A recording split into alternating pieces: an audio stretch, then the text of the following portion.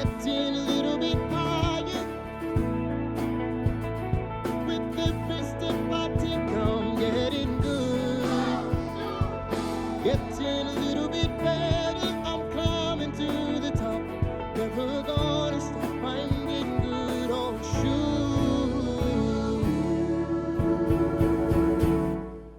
Hello, everybody. Welcome back to another episode of Oh Shoot. I hope everyone had a great Halloween. I hope you liked the spooky episode. Today we have a guest episode. This guest, we go way back, like probably the furthest back I've ever gone with a guest. We've known each other since high school. I'm so excited to introduce you guys to Tyra Hunt. Tyra, why don't you go ahead and tell everyone a little bit of who you are and what you do? Hello, so nice to see you. So my name is Tyra Hunt, and I currently am the digital content specialist with the Portland Trailblazers. So I'm on their social media team, and I also do my own thing called Tyra Janae Media, where I love to post my photography and videography work. Awesome. Cool. Well, yeah, we're so excited to kind of dive into your talk more about sports, shooting sports. I know a lot of people listening love that area of photography. So I think that's going to be super helpful for everyone listening. We're also going to dive a little bit into your social strategy because you've grown your social media quite a bit. So we've got lots of good things for the listeners coming up, but I would love for you to tell everyone a little bit of your backstory, kind of how you got started in photography. Just give us your origin story. Yeah, okay. It goes way back. I mean, when I was a kid, I definitely always had a camera in my hands. I always was shooting something. I always made home movies or took pictures of things around my house. And it just kind of was a little fun little kid thing for me to do with probably whatever point and shoot I had at the time. And then high school was, I think it was my senior year, and I signed up for yearbook. And I honestly signed up just for a elective, something to help me graduate essentially. And I was staffed with shooting sports. And I ended up shooting. I think my first thing that I shot was a soccer game for East Kentwood back in the day. And that really just grabbed my love for sports photography and really what started all of this. So that was really, really exciting. I didn't have my own camera yet, at least a DSLR or anything at the time. And so I used school equipment, and that was really, really, really, really nice. I enjoyed that a ton. And that just kind of helped me, what's the word? Helped me lean into Canon. I think that's what started my Canon love. And then over the summer after graduation, I was gifted my first camera, and I'm pretty sure it was a Canon 80D. I'm pretty sure that was my first camera. And yeah, over that summer, I was just shooting photos of my friends and just kind of getting those reps in and just kind of teaching myself how to get better at it. And then freshman year of college, they didn't have majors that I was looking for, but then sophomore year of college, I transferred to Michigan State, where I majored in journalism, photojournalism. And that's where I got really just knowledge on photography, learning the basics, because I kind of was trying to teach myself, and finally got to learn the ins and outs, all of the technical side, essentially, and then also the photojournalistic side of it. So telling stories with my camera, where they literally would say, they'd give us a map, circle an area on a map and say, go find a story in this area. So I was doing photo from that lens, and that was fun. And then throughout that time, I stayed in that major throughout all of college. And then I also was a student athlete at Michigan State. So I was running track there. And whenever I wasn't running, I was asking our athletic communications department if I could shoot other sports, and including my own if I wasn't too busy with what I was doing. And yeah, I started shooting football. I started shooting basketball there. I helped out a bit with hockey, track whenever I had time or was injured, which I honestly was injured a ton in my college experience. So I got to shoot a ton of track. And yeah, graduated in 2021. I had a multimedia internship that fall after graduation. I graduated in the spring. I had a multimedia internship with a PR firm back in Michigan for about 6 months. And that was more just learning the technical side of photo, video, audio, trying to kind of spread my wings a little bit, learn a little bit more about other things. And then that following spring, 6 months later, April 2022, got my first full-time sports role with the Chicago Red Stars in Chicago, where they are a professional women's soccer team. And I was the social media manager with them for a little bit. And then it changed to manager of social media and content because I was shooting so much content for the team, whether that was photo, whether that was video. And then worked there for 2 years. And now I'm here in Portland as a digital content specialist, and I help out. I'm mainly social media, but I help out with photography and videography needs as needed. And that is my long roundabout story. I feel like I just talked for ages, but yeah. No, that's really, really helpful to hear, because even just hearing your story, like, you have always been shooting sports, like even back when you started yearbook, like that's where it started. Yeah. And I liked the word you used about like getting reps in, because I think that's so huge. Like hearing people's stories and just like in photography in general, getting the reps in is so important for getting better. Yeah. And I just feel like no matter where you were trying to get your reps in. Like you could have just been at Michigan State, studied photojournalism, but not actually like applied that, you know, in the moment, but you went out and seeked that. And I think that is super important. It just kind of shows that you like went above and beyond to actually like get good at what you wanted to get good at. So love that. I loved your story. Why don't you tell us a little bit more about what you shoot on? You mentioned Canon. So what camera bodies do you like? What lenses do you find helpful for sports? Just kind of dive into that for us. So I currently am shooting on a Canon R6. It was my first mirrorless and big girl investment. That was the most, just one of my most proud days of buying that. My lens that so the camera before this one, I had a Canon 7D. And when I bought that, I bought it from a used camera store back in Michigan. And the lens that came on it was a 17 to 55 millimeter lens. And what they explained it to me as at the time was kind of a cropped 24 to 70. So I was like, this is just a great overall lens. And I did not have 24 to 70 money at the time. So I was like, this is great. This will do. So I actually still use that lens, and I just use an adapter on my Canon R6. And then I actually just did a whole lens kind of trade in, sell. So I used to have, as of like a month ago, I had a 50 millimeter, I had the 70 to 55 and a 70 to 200 millimeter. And I got rid of my 50. I know that sounds crazy, but with sports, you don't like, maybe with basketball, it's helpful, but kind of depends on the sport. And not being able to zoom is kind of tough for me. I like to zoom. I need the zoom. So I got rid of my 50.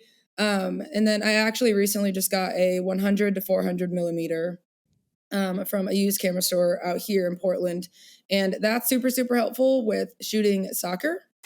I shoot a ton of soccer when I freelance out here. And after leaving the Red Stars, I still have so much love for soccer. So still will help out actually with a team in the same league. They're called the Portland Thorns out here. And I'll also shoot the men's MLS team, the Timbers, with that lens. That's super helpful with just the depth of a soccer field. It's ginormous compared to what I'm on normally, which is a basketball court, which this lens actually, I do use it when shooting pregame here with the Blazers.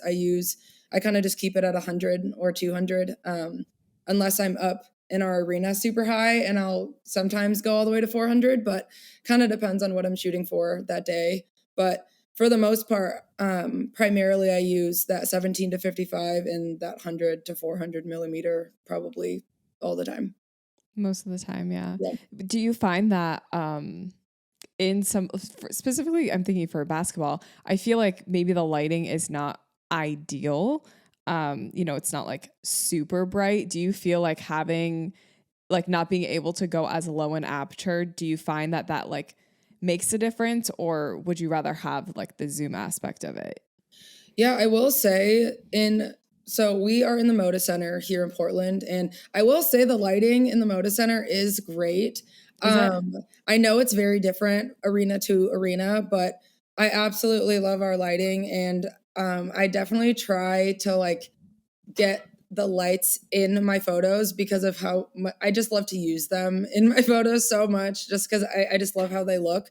Surprisingly, just because I know that, like I said, arena to arena, some can probably be terrible and some can be great. But yes, absolutely. With that 100 to 400 millimeter, that one I'm pretty sure is, I can't remember it with it not in front of me. I think it's like F 4.5 to something. I don't know exactly what it is. I can't remember off the top of my head, but yes, can't go lower with that one. But with my 17 to 55, I think it's 2.8. So that's really, really nice when I'm kind of up close and personal with them, Right. shooting on the court. And, but yes, definitely it is tougher with that longer lens. And I did, I don't know. I don't think this was my best idea because I had a 70 to 200, but it was an F4 as well. And I thought Right. that this would be a good trade-off as far as like being able to use it for multiple sports and also being able to use it for multiple different things. But I do miss my 70 to 200 a little bit when it comes to basketball. So Right. that is, it definitely, that the not being able to go as low in aperture definitely is a factor when it comes to shooting in our arena for sure. Yeah, I bet it's hard too because there's so many different focal lengths. There's so many different zoom options. There's so many different apertures. It's like, and especially if you're working on like a budget, it's like you kind of have to pick and choose what you're willing to sacrifice. So Yeah. that can be really, really tricky. I feel like for me, I'd want a little bit of like a further zoom, but also I feel like that would be if I'm doing something like soccer or football. I feel like with basketball, it's not like a super big, like the court's not like massive, you know, so maybe you don't need that 400 zoom. Yeah, and that's where like when I'm in there, there's like a lock on the lens, which I love because when I'm in the arena, I'll lock it at 200, and then if I need to go lower, I will. But I usually don't go higher than that, other than certain circumstances. I think this was like last week. We have so many games already that I'm like trying. My days are messed up. I think last week I went up to our 300 level in our arena and I shot down to the court, and that is where I actually used the full 400. So certain circumstances, it's great.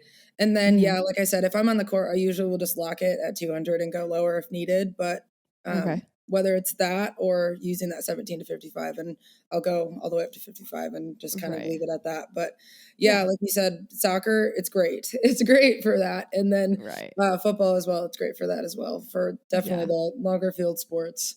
Right. For sure. For sure. I want to backtrack super quick. You mentioned like, I'm kind of curious about your degree, because I do get a lot of guests on here that I don't feel like have degrees. So it's very interesting to like talk to someone that, you know, maybe did get a degree specifically in something like photojournalism. Do you feel like that's something that was helpful for you? Would you recommend that to other people? Do you still kind of learn the things that, or do you still use the things that you learned in school? Kind of like just expand on that a little bit. Yeah, I actually, at first, my beginning courses in that major were very writing, reporting, news. And at first, I didn't like, I think at the time, I didn't view it as helpful. But looking back at it, it absolutely was. Being able to, because I think you can start from wherever, but I definitely will say, like, starting out with the camera in my hands, like I said in the yearbook, and then just kind of taking pictures and kind of going with what I thought looked good at the time. And then now using that and then going into photojournalism, where now I'm learning how to do that better. And then also learning how to be able to tell a story with the work that I'm doing and not just taking photos to take photos, if that makes sense. So back in school, where they would circle an area on a map and say, go here and go shoot, find a story. That was really, really challenging for me back in school, just because like I didn't know how to do that. Like I really didn't. And just being able to go somewhere and like find a story out of something and make it interesting or make it newsworthy, or being able to write a paper about it, or make a photojournalistic like swipe story like that. That was really challenging for me back then, but challenging in such a good way. Cause like now I feel like when I'm taking photos, whether that's during pregame or at my last job when it was like physically during the game or whatever it was, I'm able to look for different things now other than just action. 'Cause I think action photos are great. I mean, if you can capture a great action photo, that's amazing. I think that's super helpful too, but also being able to capture the little things, like whether that's a celebration, which is the forefront, I feel like, of a great shot when it comes to a good shot list in sports, a celebration photo, or maybe someone upset about something, a sad photo, or being able to look and see the reactions of people in the crowd, fans, or being able to see the details, whether that's a basketball or them lacing up their shoes or whatever it is, but being able to look for other things other than just action. I think being in photojournalism throughout college really helped me being able to see that better now, if that makes sense. Yeah, that makes a lot of sense. I really like that. I think a lot of storytelling is captured through the details. So I'm glad to hear that kind of taught you that. And I do have like a good amount of younger listeners as well, so I'm sure that'll be helpful for them to hear just like your experience with getting your degree and stuff. So thank you for sharing. We're going to move on and talk about actually like shooting sports. So we did hear about how you got into it, heard your story. I guess, how did you know that was what you wanted to do? Like, how did you know that you were ready to pursue that career and like go for it? Because, a lot of people shoot for fun stuff, but like, how did you know I want to pursue sports as a career? Yeah, I honestly want to tie it into being an athlete my entire life. I literally have played a million sports growing up, whether that was as a little kid and my parents threw me in them, or middle school, high school, and then like running track in college. And I knew that my athletic career wasn't going to last forever just for the sake of my body. I just knew. And then also, I just knew being professional was just not an option for me. So I knew it was going to come to an end, but I loved the environment of sports. I loved being in an arena. I loved being on the track. I loved being on a football field or at a football game. Like, I loved that environment so much that I was just like, how can I find a way to remain in this world, even if I'm not doing it myself? And I already had that love for photography. And then also when I had that kind of in the back of my head, like I loved yearbook.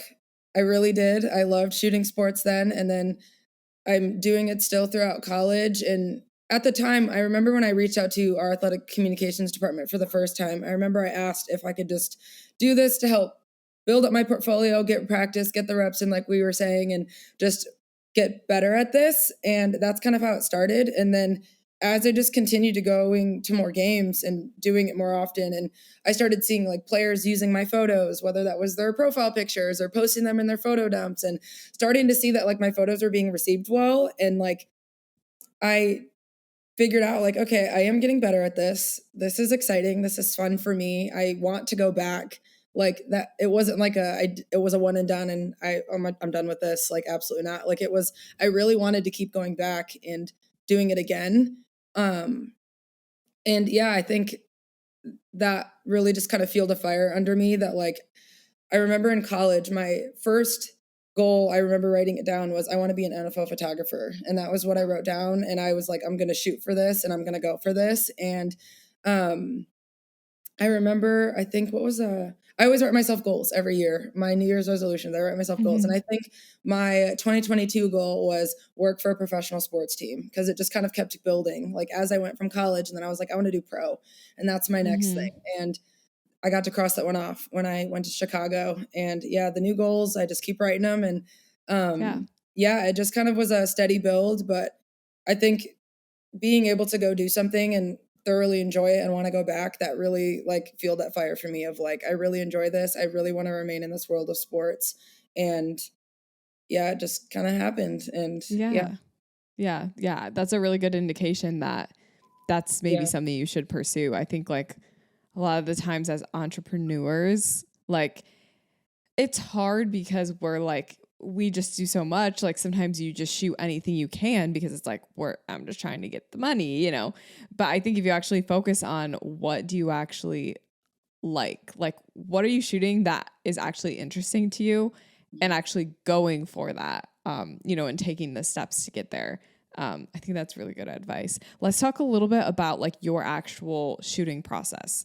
So when you are shooting sports, talk me through some of your camera settings and some of those like technical things that maybe not everyone knows about that help you, you know, take better photos. Yeah, I think with sports, at least for what I do currently and other sports that I've shot, I know that my shutter speed needs to be cranked because you have to catch all of that action. And I honestly, this is as of like recently, I have fought with my settings for so long just because I'm so scared of cranking up my ISO, and I just like don't want to because I'm so scared of noise. But then I realized as of like recently with just especially like we were talking about being in certain arenas or even when I'm helping with soccer and freelancing with soccer, a lot of games are at night and outside. So you kind of just have to do it. And I had to kind of get over that hump to know that like noise isn't bad sometimes. And then things are also fixable when you're looking in post. But yeah, I mean, I definitely, I kind of leave my settings where they are in when I'm shooting in the Moda Center, just because the lighting doesn't change, which is the cool part. I'm trying to think off the top of my head what I leave them at, but I'm almost positive I leave my shutter at around 800. I'm pretty sure that's what I leave it at. And then, Okay. I'm pretty sure I'll have my ISO around 1600. I'm pretty sure that's where it's at. And then I'll play with the aperture a little bit, obviously depending on whether I'm going into the tunnel to shoot something or coming out of the tunnel and I'm back in the light again. And I kind of just play with that a little bit as I go. But for the most part, my settings pretty much stay the same when I'm in arena. But yeah, I guess it really just depends on when I'm shooting other sports. When I'm outside, that there's just no telling what that ISO is looking like because it is just different usually every single time. But as far as my settings, I always shoot in manual, always. When it comes to photo, I would say I always autofocus, but with video, I like to dabble in video still. So I will sometimes manual focus because it's kind of tough when there's so much going on. You kind of have to manually focus that just because so many people in the same area. If you want to focus on the ball, being able to change that up. But I actually will sometimes do manual when it comes to photo too, depending on what I'm choosing to focus on. But yeah, for the most part, they kind of stay the same when I'm in arena, just because, like I said, the lighting doesn't really change much unless, like, yeah, there's some sort of lighting display happening on our Jumbotron, or if I'm, like I said, going in and out of the tunnel, kind of depends. But yeah. That, I mean, that definitely answered the question. It's funny because I just feel like in a lot of different fields, your camera settings have to be so different. So it totally varies person to person. And I even know like some people prefer like lower aperture because they like the way they look, like the way that it just like overall looks. But sometimes a higher aperture with sports, I feel like can be nice too, because then you can get like two people in focus, you know, and if they're not completely on the same plane, it can be nice to have that higher aperture. The only thing worse than taking too many photos while you're shooting is getting home and then having to edit all of them. Here are some ways to speed up your editing workflow without losing any quality in your work. Today, I want to introduce Aftershoot Edits 2.0. You can experience the most consistent edits straight out of Aftershoot. One of my favorite things about Aftershoot is their upgraded white balance and exposure AI models. Even if your lighting varies during your session and you have a lot of drastic changes, Aftershoot's able to instantly fix any blown out highlights, murky shadows, and overall, this feature allows you to have balanced photos no matter what your lighting conditions were. Another way to speed up your editing workflow is by using AI masking in Aftershoot Edits 2.0. This feature allows you to selectively edit your images through masking. With AI masking, Aftershoot can automatically select your subjects and adjust them to really make them pop in your image. Another great way to save time while you're editing is to use Aftershoot's advanced cropping and straightening. This tool allows you to customize and select any aspect ratio, and it even automatically crops in your photos so that the focus is more on your subject. It also can automatically straighten your photo, which is going to save you so much time in the long run. Say goodbye to spending way too much time editing your photos and use Aftershoot Edits 2.0. Aftershoot has an exclusive offer for all Oh Shoot listeners, so go to the link in the description of this episode to find out more. Thank you guys so much for watching, and now back to the show. When it comes to like actually shooting, I know we did talk a little bit about like the storytelling process, but when you're shooting, let's say a game, what are some of the things that you're looking for while you're shooting? Like what are some of those shots, or maybe like your shot list? Just kind of walk us through that. So here in Portland, I have not actually gotten to do a game yet. I think that's just because I started at the end of the season, and then now I'm at the beginning of my first full season, and I know that is coming. So I've not gotten to do that yet here, but as far as our pregame, I get to shoot a ton of pregame, and that's what I do usually every single game alongside of one of my coworkers. And there, our pregame is pretty similar every single game. They usually come out and they do their whole routine. And at this point, I feel like I know all of their routines to where like I know when this person is going to be doing this. So I make sure that I'm under the hoop when when they're doing this first, and making sure that I know how this person's going to come out of the tunnel, and they're usually super excited. So making sure that I capture that and kind of knowing each person to know how they're going to be doing things. But I can answer that more from my last role with Chicago, and then also with some of the freelancing that I've been doing out here as well, since I've done a ton of games since being out here with other sports too. I'll start with my freelancing stuff out here when I'm doing the Portland Thorns and Timbers soccer. Usually with their pregame, I'll just capture them warming up. And I mean, the action photos, I don't really use those. So when it comes to pregame, I like to capture just usually emotion. A lot of people are usually in the zone at that time, just kind of trying to get themselves ready for the game, trying to capture that, whether that's them with their headphones on, off in a corner, and trying to capture that, or trying to capture them, whether that's like a pregame kind of prayer or ritual or whatever they like to do before the game, and try and capture that. And just, I really like emotion. And you can also capture a lot of that leading into when it's time for the national anthem and what they do during that, whether that's hand over their heart, their head down, and they're praying, or they're talking to themselves, or positive self-talk to themselves, whatever it is. But being able to capture that, I think I love to capture that simply because I think you could do a lot more with a more personal photo of a person rather than, I also still capture the whole team, but I'm more talking of capturing that emotion still. I love capturing that. And then in game, kind of like what I was mentioning earlier, I try to capture, of course, the action shots. You need those. I think the action shots are kind of a given. But the extra things that I like to capture is I recently have been, when shooting soccer, I really, really love photos that are more zoomed, where it's literally just the feet and the ball. I really love capturing just that detail, just because, like I said, action photos seem to be a given, where it's full frame, opponent, home team fighting for a ball, something like that, where I really love just detail shots, whether that's at the field out here, they play on turf. So seeing the turf go up in the air and capture that quick motion, capturing the zoom in of the foot and the ball, capturing, again, emotion if a play didn't go the way that a player would have hoped, and kind of capturing that emotion after, or capturing the winning team as they celebrate a goal, and then also the team that didn't just score and their reactions. Right. And so I'm really, really big with reactions. I love detail shots. That's really a goal of mine.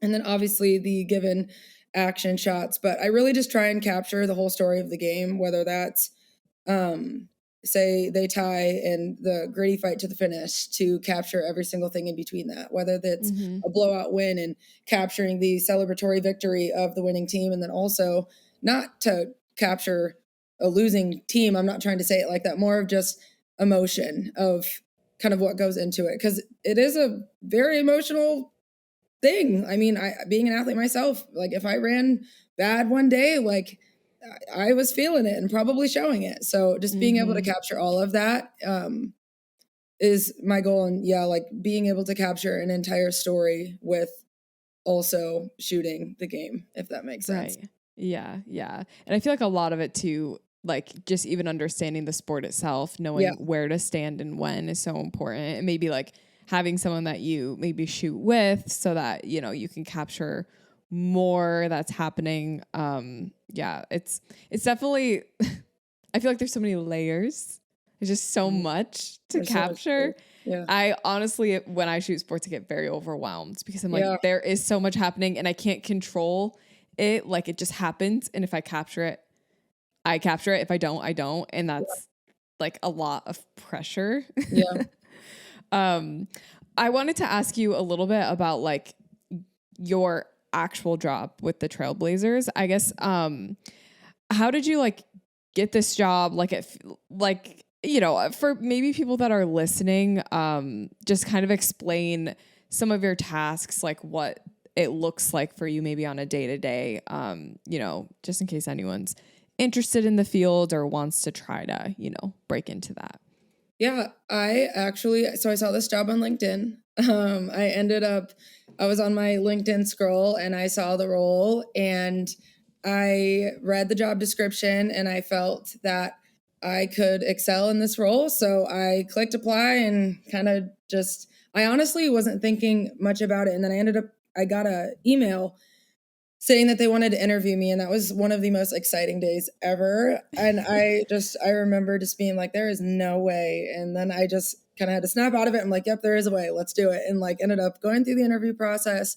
It went really well. Obviously, here we are. I mean, and then it went really, really well. And I moved out here in March to be the digital content specialist. So day to day, so I work on the social media team here, and we are a team, a very mighty team of, I think, three, I want to say four, but we are a mighty team of three. And we all just really work our hardest to help market the team in the best way, you know, just being able to post them well and showcase them as people and also as players. And so that really goes into my day-to-day social media. And then also, like I kind of mentioned before, I do help with photo and video needs as needed. So I get to shoot pregame alongside one of my coworkers, and then help out with that. I do help with events and concerts sometimes out here as well, just because of our arena that we are in. But yeah, I mean, I am on the social media team mainly and help market the guys better. So Yeah, love it. That's really cool. And I like the social media aspect of it too. Like yeah. I think that's always a fun tie-in to photography. I feel like it kind of goes hand in hand. Yeah. Do you potentially have a couple tips for anyone that maybe wants to pursue sports professionally? Any advice that you could give someone, you know, wanting to break into that field and how they can kind of get started and all that? Absolutely. Yeah. So honestly, some tips that I really love to share that really, really helped me is definitely number one is to network. I think networking is really, really huge, and it's a scary word. I think at first, I remember when I first heard it, I was like, I don't even know what that means. But just being able to kind of put yourself out there and find people, for instance, that do what you want to do, and introduce yourself, talk with them, ask them about their journey, how they got to where they're at, and like the steps that they took. I think networking is huge because you never know where down the line, if say you and this person run into each other again and now you're on a shoot together, you know, things like that. But you never know who you're going to meet throughout this industry. And I think networking is huge. And that's something that really, really has helped me throughout my sports journey. That one's huge.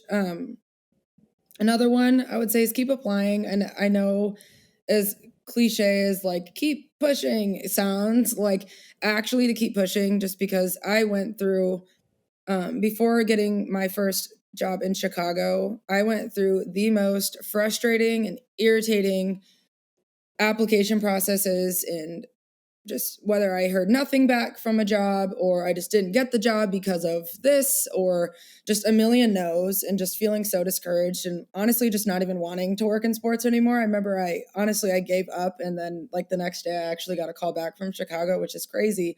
But I remember that day just being like, I'm done with this. This is so discouraging and this sucks. But I can't even imagine where I'd be right now if I actually did, you know, and Yeah. just to actually keep applying, because as discouraging as sometimes it can be, just because there are so many teams and only so many roles, that like I look back and am happy that a lot of those situations didn't work out, because I wouldn't be in the position that I am right now, and knowing that those positions just weren't for me at that time.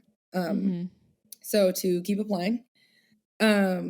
Building your portfolio is huge. It is so big. That one, I think really, really, what's the word? Excelled, pushed me forward when it came to maybe getting a interview, to getting multiple interviews, to getting offers with roles. I just didn't have a portfolio at first, and I just kind of was applying and was like, hey, I swear I'm good. But they're like, we need to see that. So, you know, being able to build my portfolio up and, you know, asking around if certain, whether that was at Michigan State. And at the time for me, I was asking if I could help build my portfolio by shooting those sports, and just really getting continuous reps in and continuing to ask and put myself out there and kind of market my services, essentially. Like, if you need a photographer, I'm happy to do it. And at first I was doing mainly everything for free, and I didn't really care, because I just wanted to build my portfolio, and I wanted to have work to show for what I did.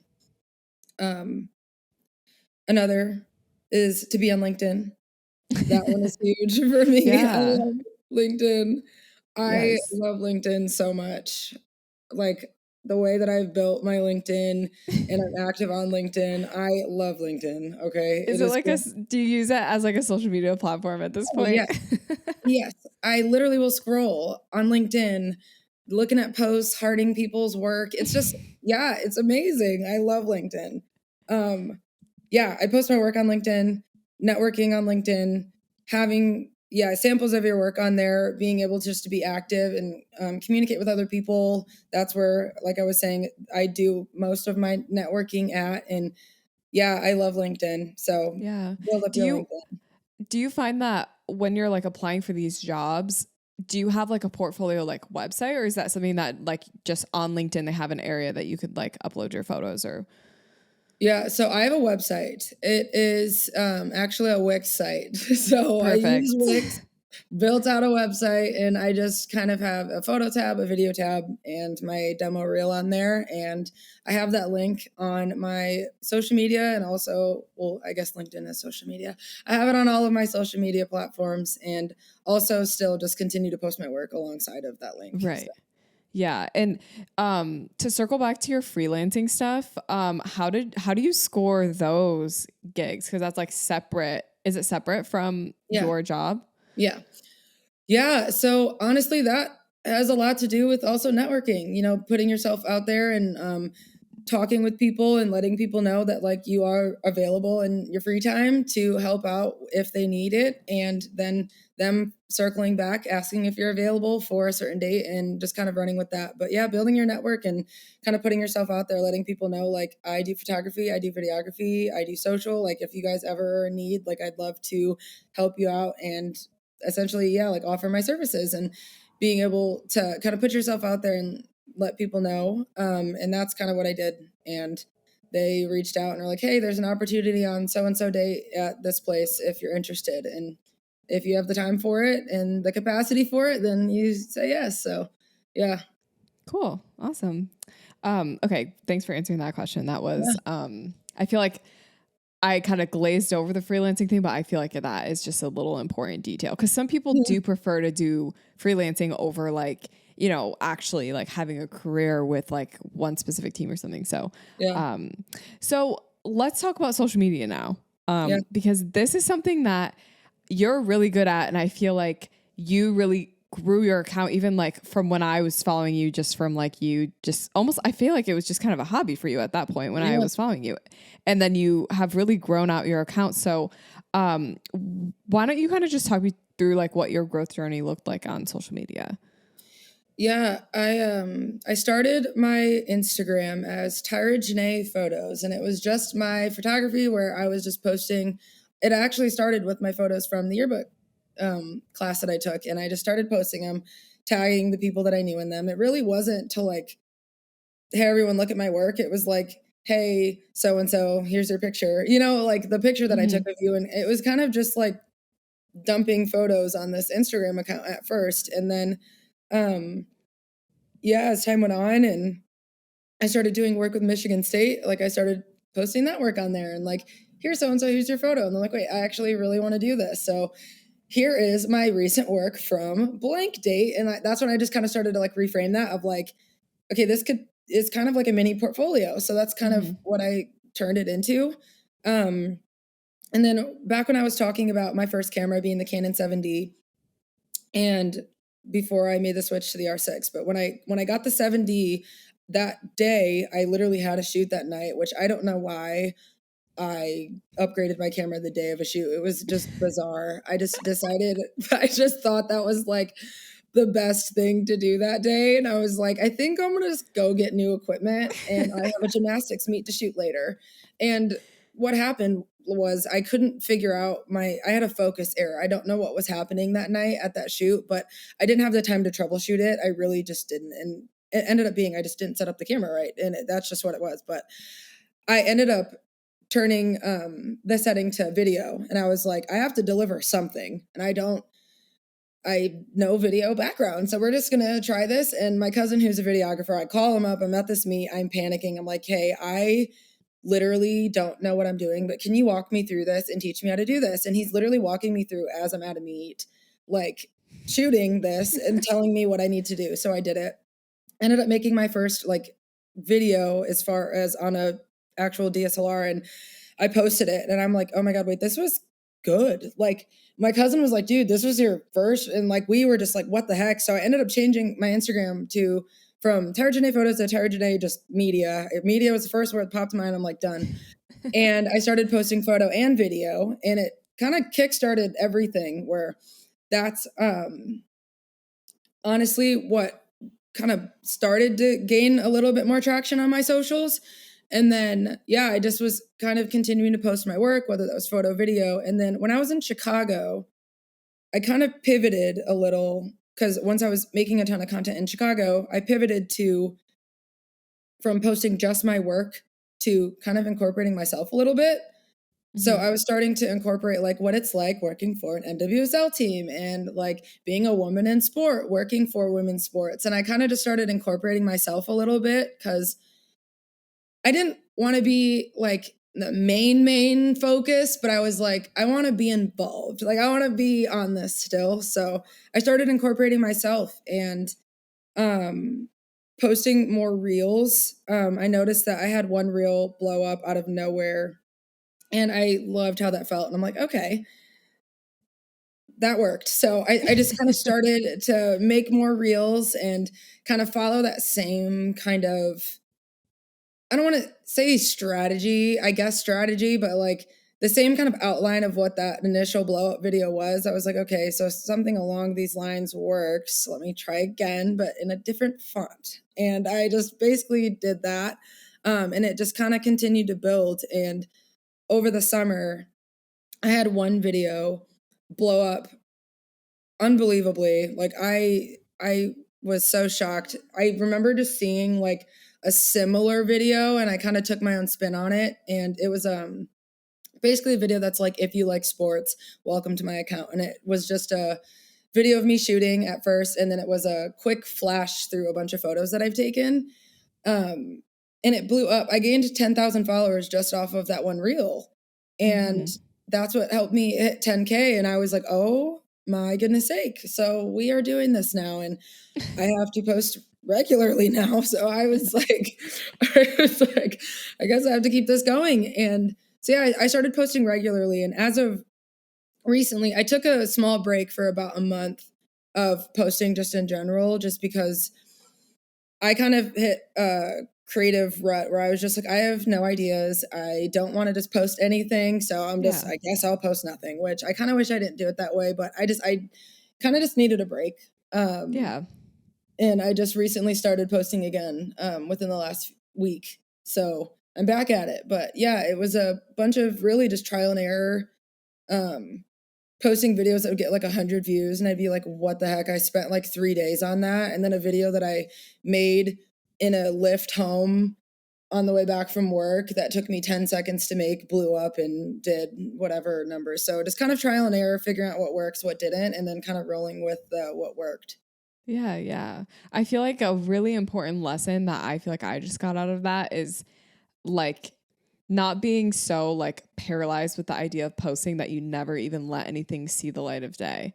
Like it sounds like you're just like putting stuff out there. Like it might not be perfect, but you're just trying. And you know, when you do get one video that like hits, now you're like, okay, I have something to work off of. And I think it's so important that for you, it kind of like an introduction video went viral because what that video did for you, you may not even like have realized this at the time, but it is introducing you to millions of new people that don't follow you. So basically you said, hi, I'm Tyra. This is what I do. Here's why you should follow me. And what that did is you got people to follow you. Like that's basically what the video was, but it's just like in like a subliminal messaging, you know, it's kind of like a little bit of a secret, but that's ended up what happened. And I think like a big takeaway from that is just the idea of like, don't sit on this content because, you know, if you're doing sports or you're shooting a lot, you have the content. Just put a little bit of the extra effort in to make a video and just see where it goes. 100%. No, I actually did not think of it as an intro video. So that is an amazing way to think of it. Yeah. I mean, I think I was at a point where when I started posting reels and I kind of couldn't break like 1,000 views or 500 views or whatever it was. And I just remember being like, I'm posting consistently. I was really also at first, I was a little nervous about like, kind of was nervous about like what people would think, like, oh, why is Tyra posting so much? But then I like kind of got out of that because I was like, I enjoy this, you know, like this makes me happy. And like, this is something that I like to do. And like, I am going to do it because of that, you know, and I got rid of that pretty quickly. That was a very small sliver of my kind of social building experience. But yeah, it was just kind of like, I worked hard to like follow trends and then I would post things on my own and just kind of not have a ton of luck. But I kind of started to use like trending audios and then I kind of started to do quicker and snappier videos. And I kind of started to just, like I said, pivot and make things, just tweak them little ways kind of as I just kept going. And I still kept posting. Like you said, I didn't sit on anything. I just let it go and was like, if this does well, maybe it does. And if not, it's okay. I liked it anyways. And it's fine. And I kind of just had to like train myself to have that mindset of like, not every video is going to be in a 1 million view video and not every video is going to blow up. So just like do it because you like it. And if it does, great. And if not, like maybe the next one will. And that was kind of my mindset when building things. And then as things started blowing up and I think I hit like 10K for the first time. And then on one video I hit 200K. And then I'm like, oh my gosh, like, what do I even do with this? And like, how do I, you know, and I think my most viewed was, I think it's at like 450K or something right now, but that was the one that got me the 10,000 new followers of people who were interested in seeing what I do. And I thought that was just so cool. And yeah, so just kind of trying to stay on that same wavelength of kind of, I also try and show on my socials, like not only like this is what I do, but also like showing that like your sports dreams and goals are very attainable, you know? And I think if I saw that when I was in my early stages of like wanting to give up on all of this, I think that would have really helped me. So my goal is also too, to just try and help people see that their goals like are attainable, that they can do it, that you can start from anywhere. You know, you don't need to have the craziest gear to start, you know, like you just start. And that's like another message that I really try and push out too. And those have been reaching a ton of people as of recently too, which I'm really happy about. Yeah, that's cool. Yeah, I love to hear that. Your intentions are pure. You're just trying to get a good message out there and you're just doing what you love and showcasing it. So that's really cool. Well, something that I like to ask all of my guests is if they have a crazy story from a time that they were shooting, something that happened to them while they were shooting. So wanted to ask you, do you have a story that comes to mind that you would like to share with the listeners? Honestly, I remembered this question was coming and just literally shared my crazy story a little bit earlier, but I guess to I was wondering if that was your crazy story, but I yeah, wasn't sure. yeah, yeah. Essentially, just me one day having a gymnastics meet on my schedule. I knew I had to shoot it. And I had to drive from Grand Rapids to East Lansing at the time, so only an hour. So I had the full day to kind of roam around and chill. And instead, I went to a camera store and bought a new camera for like, there's literally no reason. Like, there wasn't someone saying, like, oh, you should really have this for tonight. Like, I just said I wanted to go to the camera store and I saw this camera and I'm like, I want that one. And I was with my mom at the time. She's like, are you sure you want to do that today? Like, you want to come back tomorrow? And I'm like, no, like, there's never been more of a perfect time. So I think I was like, I'll just get it now. And I upgraded. I traded my old camera in. My old camera was literally not worth much. So I traded it in and ended up buying this new camera and lens.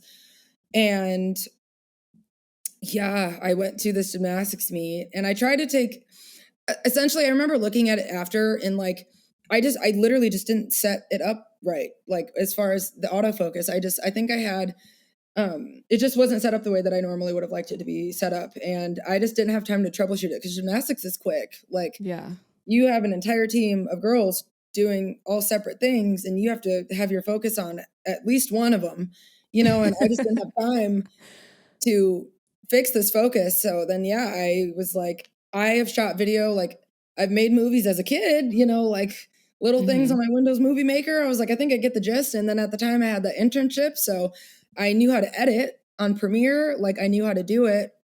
I just didn't know what settings to set my camera to. So I called my cousin, like I said, and I was like, hey, I know you're busy and I know it's loud, but sorry, I'm actually at a meet. Could you walk me through how to set this camera up for video? And he did. And like I kind of mentioned earlier, it ended up working out great and it kind of kick-started everything, which is crazy. But that is definitely my crazy shooting story. And I remember I delivered them a long form video and a couple reels, and I think they were expecting photo. I had like maybe 15 photos in there that I gave them that somehow turned out well. I think when I did manual focus, which again, you can't really do that in gymnastics, but I did it. I figured it out. So I delivered like a couple photos that I was able to get off, but I gave them some reels and they're like, wow, like we were not expecting this. Thank you so much. And it ended up being great. And I went back to shoot more video and it ended up working out great. And I figured out my camera is nonsense, but that's probably my craziest shooting story. It's just so funny, like, because I'm kind of the same way where I just kind of like make these decisions. Yes. And I'm like, don't really think about like, like maybe I shouldn't try out my new lens during a wedding ceremony. Like maybe I shouldn't do that, right? Like maybe I should give it a whirl on like a plant first and then transition to like high stake moments. But I also think that sometimes people like that, like they're willing to take risks and it does end up like working to their benefit because they took a risk. Now, I think yours might just be like a happy coincidence. Because you already knew how to do video, but I think it just was like, oh, now this is just going to spark you towards video even more. Because it sounded like you were already inclined towards video. But it's so funny. Have you ever seen those videos of people at a shoot and they're like, hey, do you mind if I put an AirPod in? And then they put the AirPod in and it's like, how to use a camera for dummies 101. Literally, that was like 100%. I was going to bring that up. That was 100% like what it was. Like, excuse me, do you mind if I step away really quick? I just have to set up my camera really quick. And then like, I'm literally figuring out a tutorial and on the phone with my cousin of how to fix this focus problem at a gymnastics meet right now. Yes, that literally was me. But yeah, I definitely am a risk taker and I am an impulse person. Like that day that I went to the camera store just to look and I left with an 100 to 400 millimeter lens. Like I just very like, I need this, so I'm going to buy it now. And it's a blessing and a curse, I will say. But in that case, a very much happy coincidence and blessing, and it ended up working out okay. So yeah, absolutely. Cool. Well, Tyra, it was so good to chat with you. I would love for you to tell everyone where they can find and follow you if they want to join you on your sports journey. Give everyone your handles and all of that. Yeah, I am on Instagram as Tyra Janae Media, and then on YouTube as well as the same @ And on YouTube, I post a ton of sports industry tips and vlogs and my story and all sorts of things that I go in depth on there. So there's another helpful resource for anyone looking to kind of join this field. But yeah, Tyra Janae Media. So that's where you can find me. Yeah. Well, thank you, Tyra, again for coming on the podcast. Everyone listening, I hope you have an amazing rest of your day.